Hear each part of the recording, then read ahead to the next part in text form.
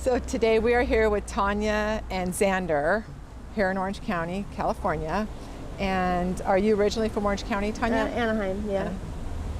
And you said that you have a son also, right? How many kids do you have? I have 4 sons. I have a 32-year-old, I have a 29-year-old, and I have a 19-year-old, and then my youngest passed away in 2006. Awesome. I gave birth to him, and he was just born too early. So, sorry. Thank you. That. And what's your and Xander's current living situation? Homeless, yeah. And we're signed up with CityNet to try to get a bed. Oh, good. Yeah. Did they say it like any amount? I've got a call every day. They're trying to get me either into Salvation Army or the Bridges at Kramer. Oh, that's awesome. Yeah. So you have a phone and everything for them to get in touch with you? Sure do. Oh, perfect. Yeah. Yay. I'm praying awesome. about it. And how long have you been homeless? About a year. Yeah. And what's the situation that led you being homeless?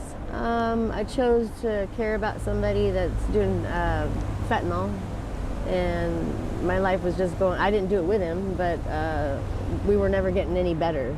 My life was getting worse being next to him, and I cared about him a lot, but I had to turn away and leave. I can't. He was bringing me down. By loving him, it was bringing me down. I wasn't loving myself. So, and I had to realize that and try to move on. It was a hard decision. But it's hard. Yeah. And how do you earn money out here to survive? Before, when I first was homeless, I had to get receipts, you know, on the asphalt here, and go take the item out of the store and then go back in and get the cash, that kind of thing. They call it boost and return, which is really stupid to do. You don't want to do that because you can go to jail. That's not smart. And then panhandling is too embarrassing for me. I can't really ask people. It's hard. I recycle, you know, just try to do the honest way I can. I don't do the stealing thing anymore. I don't want to get in trouble. So. Have you ever been arrested for stealing? Or? I have. Back in the past, I had petty theft with priors, so I don't want to go to jail anymore. Trying to have a positive path. It's people, places, and things for me. Like I'm gonna have to uproot and just try to focus on myself, and it's hard to do that. Be selfish. You have to, though, to survive. Yeah. And are drugs a part of your life? Not anymore. It's been 6 months.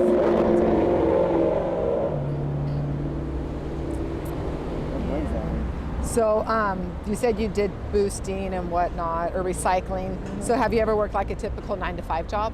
Yeah, I used to work at Walmart as a cashier. And then I worked in hotels in Big Bear as a housekeeping. Yeah. I love to work, really. I'm currently having issues with my hand, as you can see, like the difference in my hand, my right hand. I'm right-handed. Yeah. So I'm trying to get to a doctor to see what's going on. I'm losing all the meat. And I'm right-handed. I can't, nobody hires you for 2 feet. They want your hands working. So I got to go to the doctor and see what's going on with me. I don't know.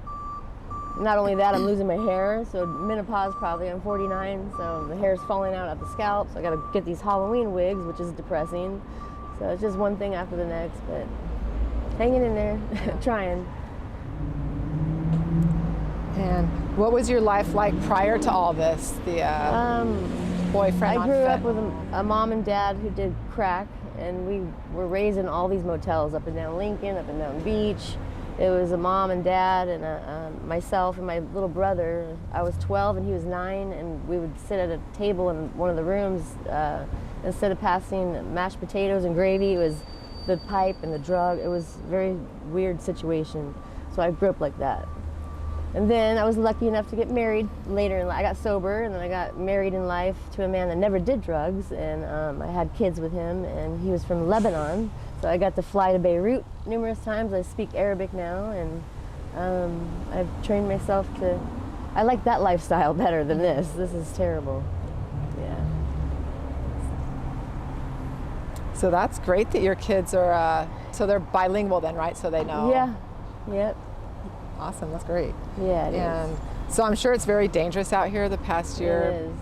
I've been raped 3 times out here. I was 19. I got a ride from a man that had a baby car seat in the back of his van. Like, he was a family man with a wedding ring on, and he would just give me a ride from Anaheim Boulevard and Lincoln, just to beach in Lincoln to see my mom. And when we got to Dale and Lincoln, like 2 lights before, he pulled a red light. I looked out the window and he put a knife to my throat and made me lay down between the 2 seats, hog-tied me, blindfolded me, and raped me for hours and dumped me in an alley. Thank God he didn't kill me.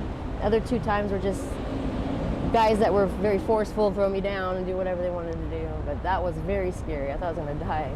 So I've been very lucky to be alive still, that's for sure. It's crazy. Yeah.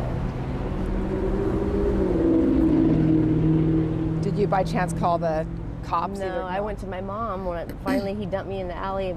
It used to be Ralph's. I don't know if you guys remember that, on Lincoln and Beach, where Walmart is now. Right. Yeah, he dumped me in that alley back there, and I walked to my mom and I told my mom what happened, and she was on heroin then, and she just said, just go take a shower, and she didn't really ask any questions, and I just didn't have a very good upbringing with parents. My dad tried. My mom was she had many personalities, and I'm learning a lot of things about her now that she's gone. It's amazing. Yeah. Wow, sounds tough. Yeah. So you said you've been out here for a year. Have your belongings ever been stolen? Yeah, my puppy, my purse twice, clothes, just things like that. But my puppy was the hardest. That's my baby. It was like 3 months old, and it was a little Siberian Husky. Put posters up, and nobody's seen anything. So.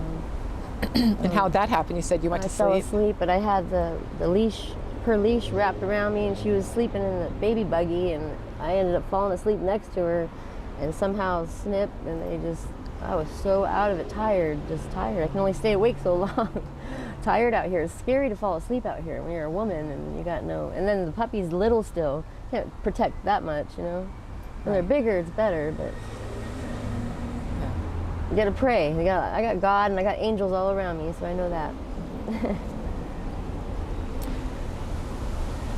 Good boy, Zan. And so what does a typical day look like for you? Well, I have my to-do list. Every day I'll sit down and I'll jot down like what's most important. Like I gotta get his shots tomorrow. I plan my day, I try. And then of course Satan will come and throw different people my way. You know where to get drugs, or have you seen so and so? And I'm trying to go on a positive path to take care of my things. And it's like one thing you gotta knock down after the next just to get there, and it's hard. And I'm walking, maybe I don't have bus money, and then the doggy doesn't want to walk because he's tired, so I gotta carry him in my bags. But it's okay, this is temporary. It's all temporary. So where do you see yourself in 3 months? Like, what does the future hold for you? I see myself in my own place. I pray that I have my own. I've never had my very own. It's always been married or had a boyfriend. I'm thinking of myself now, and I want to try and do that this time. Yeah. It's going to be nice. I hope so. It's going to be nice. Sounds nice. Yes. And then after being homeless for the last year, what's the most important lesson that you've learned, or maybe over your life?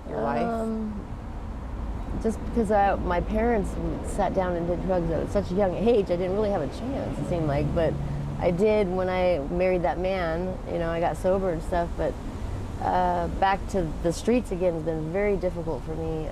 Can you say the question again? I forgot. After being homeless, what's the most important lesson that you've learned? I just try to don't be so judgmental on people, that's for sure. Like, there's a lot of good people out here it's really sad that they're good people and they don't even get a chance. People don't even give them a chance to know these people. It's really sad. It breaks my heart. Yeah. And I would like to help people in the future, like counseling or help volunteer, even with CityNet. I said, can I volunteer later in life? And they go, sure you can. So I'm hoping to be able to do something like that and help people. Yeah. It makes me happy. And you could have a good perspective because you've been through it. Yep, that's right. And then, do you by chance have any social media or social media information in case anybody wants to reach out to you? Cash App? No, I don't have nothing like that. Okay. And then lastly, Tanya, are you okay if we use the interview on our YouTube channel? Yes. Awesome. Yeah. Thank you, Tanya. Thank you. You guys are awesome.